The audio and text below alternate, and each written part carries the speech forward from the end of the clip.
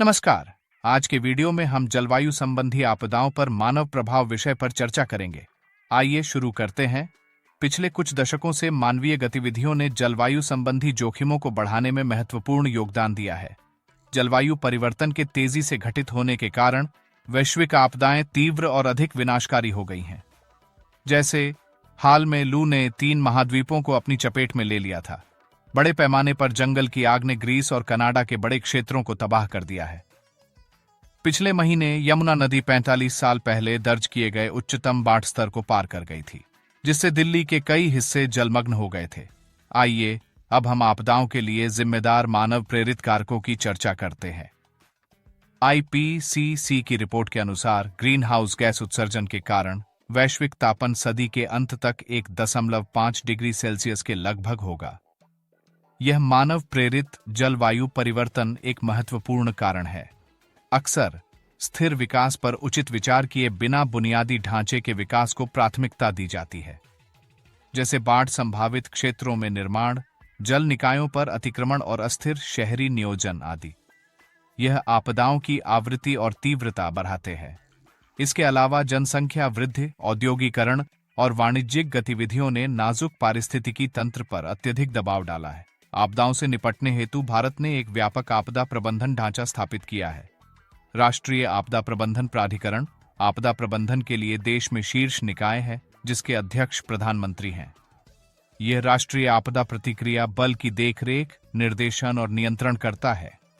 2006 में स्थापित राष्ट्रीय आपदा प्रतिक्रिया बल आपदा प्रतिक्रिया के लिए समर्पित दुनिया का सबसे बड़ा विशेष बल है।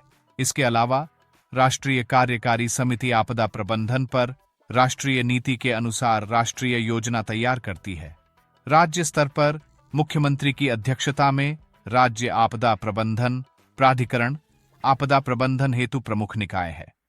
वहीं जिला आपदा प्रबंधन प्राधिकरण यह सुनिश्चित करता है कि NDMA और SDMA द्वारा बनाए गए दिशा निर्देशों का जिला स्तर पर सभी अधिकारियों द्वारा पालन किया जाए। पंचायती राज संस्थान, नगर पालिकाएं, जिला परिषद जैसे प्राधिकरण स्थानीय स्तर पर आपदा प्रबंधन में नागरिक सेवाओं को नियंत्रित और प्रबंधित करते हैं। भारत ने आपदाओं से निपटने हेतु अंतर्राष्ट्रीय स्तर पर आपदा प्रतिरोधी बुनियादी ढांचे के लिए गठबंधन नामक पहल आरंभ की है। इसे 2019 में न्यूयॉर्क में संयुक्त राष्ट्र जलवायु कार्रवाई शिखर सम्मेलन में लॉन्च किया गया था। अब आगे हम आपदाओं की रोकथाम, बचाव और शमन उपायों पर बात करेंगे। परंपरागत रूप से राष्ट्रों ने रोकथाम और शमन प्रयासों में सक्रिय रूप से निवेश करने के बजाय आपदा प्रतिक्रिया में महत्वपूर्ण संसाधन खर्च किए हैं। इस संदर्भ में दृष्टिकोण बदलने की आवश्यकता है। राष्ट्रों को अग्रिम निवेश के महत्व पर जोर देने की आवश्यकता है, जिससे आपदाओं की रोकथाम और शमन को संभव बनाया जा सके। आपदा संभावित क्षेत्रों में ग्रामीण बुनियादी ढांचे का विकास करना महत्वपूर्ण है। साथ ही इसको आजीविका और स्थानीय समुदायों की तत्काल जरूरतों के साथ सामंजस्यपूर्ण भी होना चाहिए।